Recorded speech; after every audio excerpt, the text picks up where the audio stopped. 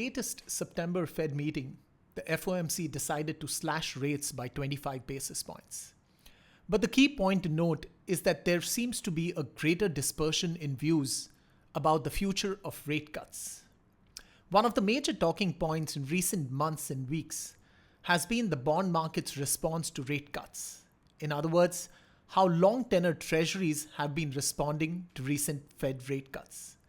The 10-year and the 30-year treasury note and bond yield has been rising since the first rate cut in September 2024. Bond markets are signaling that they are unhappy with the US fiscal situation and fear inflation is going to remain high in the foreseeable future. How does this current environment compare to the 2007 and 2008 rate cutting cycle? Let's have a look. So let me first explain how this graph is set up.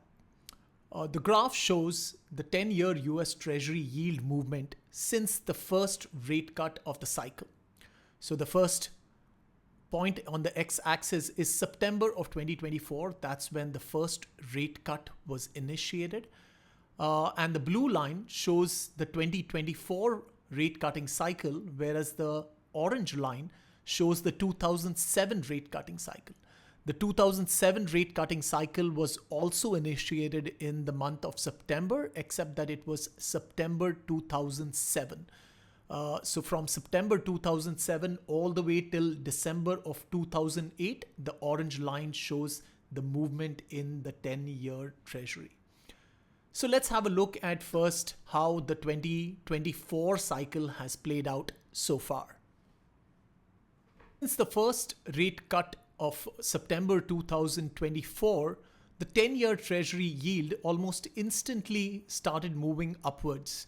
So from around September of 2024 up until January of 2025, that's when it really reached its cycle peak of roughly about 4.8%.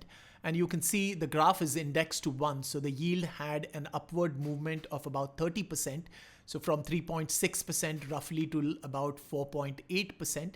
And since then, since peaking in January of 2025, the 10-year has moved slightly lower and currently stands at about 4.1%. So it's roughly about 10% above where the 10-year treasury yield was on September 2024, right before the rate cutting cycle was initiated.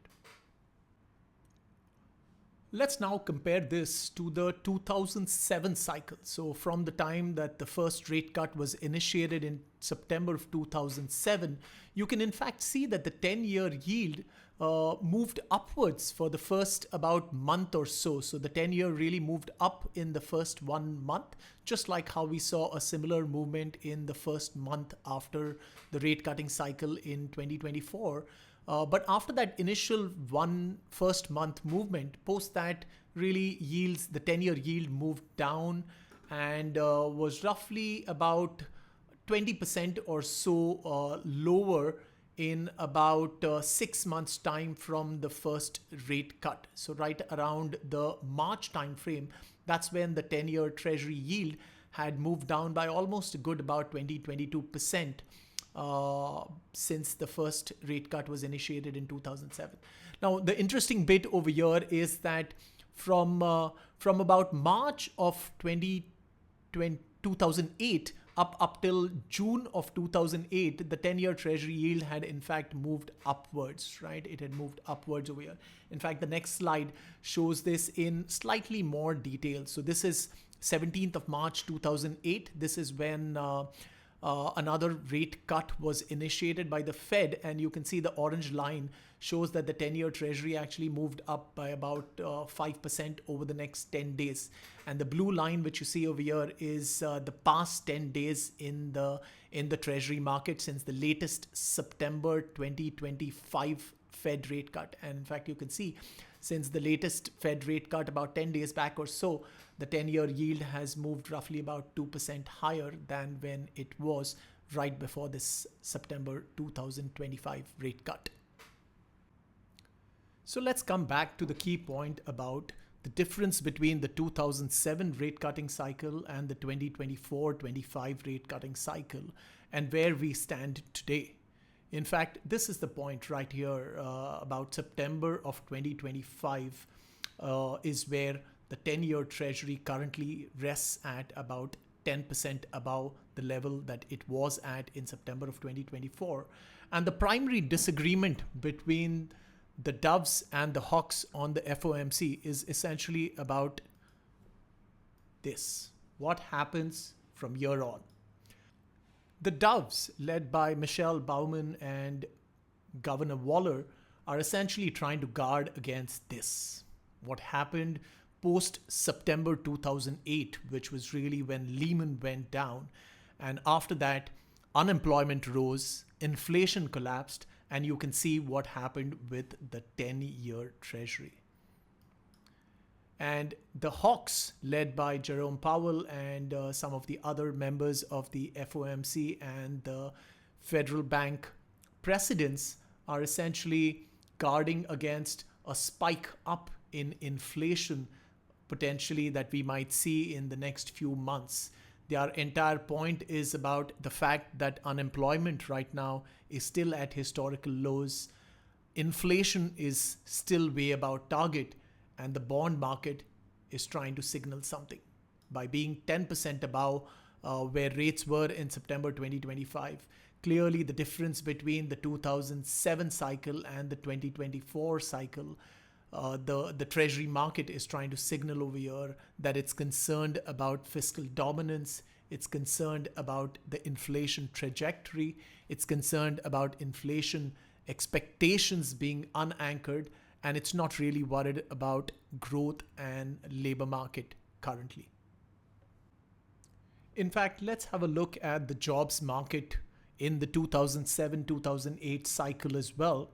What you can see on the graph here is right up till the end of 2007, in fact, the labor market was holding up relatively well.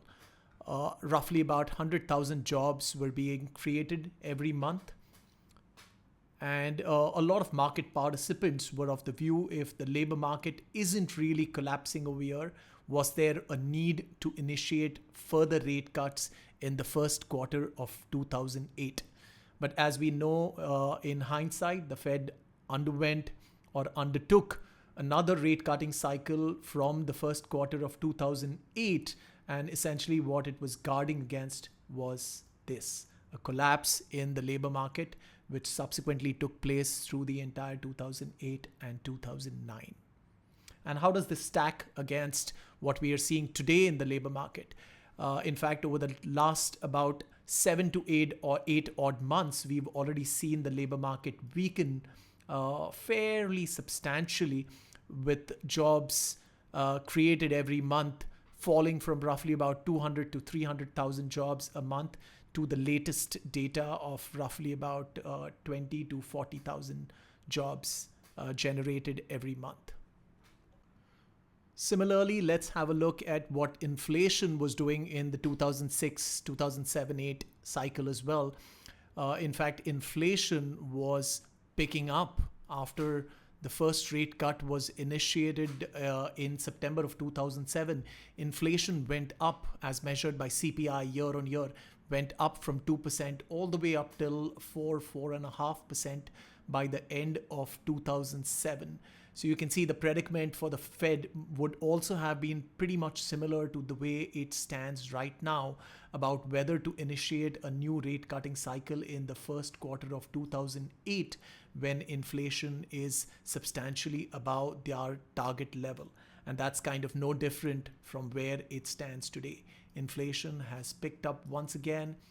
It has been above the 2% target for the last 4.5 odd years. It's picked up once again since April of 2025 in the last 4 to 5 months. The question is, will it accelerate from here, or are we more in a 2007-8 kind of a cycle where inflation is likely to fall and the labor market is likely to substantially weaken from here on?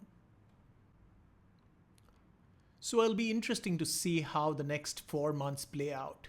Whether we're going to see a repeat of the 2007 cycle and we will see yields absolutely collapse from here on the back of rising unemployment and falling inflation, or are we likely to see an opposite scenario take take shape, take hold, where inflation rises from year on, the labor market remains fairly resilient, and the bond market signals further worries about fiscal dominance, and the long yields rise even further from here.